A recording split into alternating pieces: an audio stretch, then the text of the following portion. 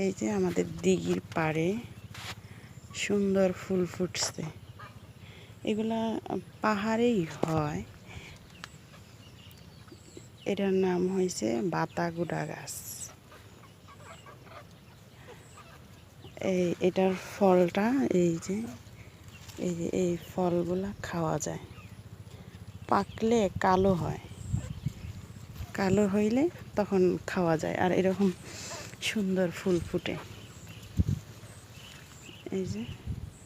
এই ফুলের গোড়ায় এই যে ফল, এইগুলা বড় হয়, বড় হয়ে কালো হয়ে পাইকে ফাইটা যায়, তখন ওগুলা খাওয়া যায়।